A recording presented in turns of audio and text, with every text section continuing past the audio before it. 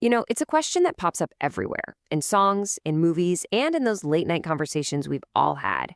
It's a situation that feels totally impossible, but at the same time, it's one a lot of people have actually faced. Can one heart really, truly be split between two different people at the exact same time? Well, let's get into it. So let's just ask it straight up. Can you genuinely be in love with two people simultaneously? I mean, it seems to go against everything we've ever been taught about romance, right? But as you're about to see, the answer is, well, it's not so simple. All right, first up, let's explore the side that says yes, absolutely you can. This whole perspective is built on one really powerful idea. Our ability to love is just way bigger than we usually think. The core idea here is that love isn't like a cell phone battery that gets drained or a pizza that gets smaller with every slice you give away. Nope. This viewpoint says love is an emotion that can actually grow and expand. So how does that work in real life? Well, people who believe this point out that we already love lots of people at once. Our parents, our kids, our best friends, and nobody bats an eye. They say romantic love is just this complex mix of feelings, right? So you might love one person for that deep, unshakable emotional safety they give you, and another for the incredible passion and excitement they bring into your life.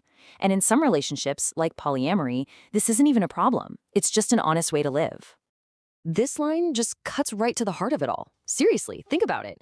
If love was some finite thing, every parent with two or more kids would have to pick a favorite.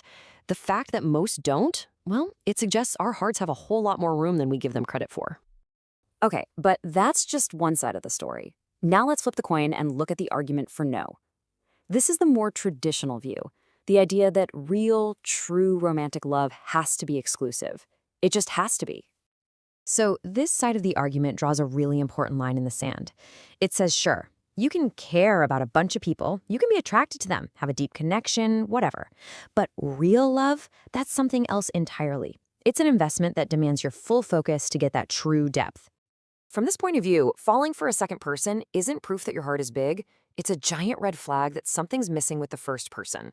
Maybe your needs aren't being met, or you're bored, or you're just looking for an escape. This argument says what feels like loving two people is usually just a mashup of different things, like the comfort you already have plus the excitement of something new. And in the end, by splitting your energy, you're not strengthening anything, you're just weakening both connections.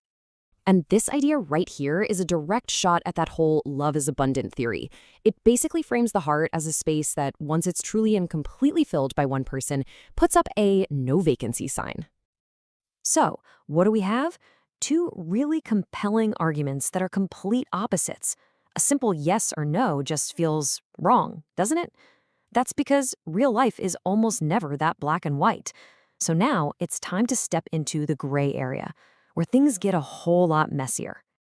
I mean, think about this. Can you still love the person your ex used to be, even while you're falling for someone new? Yeah, totally. Can you love someone with your whole heart but know deep down that you're just not compatible for a life together? Of course. This all suggests that, yeah, you can hold love for two people, but maybe it's not in the exact same way or at the exact same time. And this leads us to what might be the real question at the bottom of all this. Is love just a feeling that happens to you? Something you can't control? Or is it an active choice you have to make, day in and day out? Because how you answer that, well, it changes everything. Maybe that first question, can you love two people, is just the tip of the iceberg. Maybe asking it is just a way to unlock all these deeper, way more personal questions about what love and honesty and commitment really mean to you. Like this one, is this situation about being radically honest with yourself about your feelings? Or is it really about avoiding the incredibly hard work that comes with a single deep commitment? And what's the real measure of love anyway? Is it how intensely you feel something on the inside?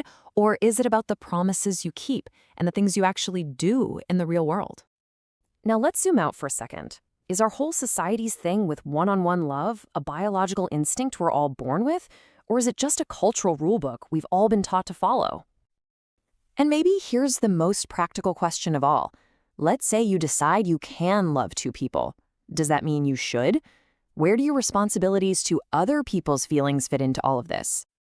And maybe this is the key to the whole puzzle. Maybe this was never about the feeling of love itself. Perhaps your heart's ability to love is endless, but your time, your energy, your focus, your actual ability to show up and commit to someone, that stuff is absolutely 100% a limited resource.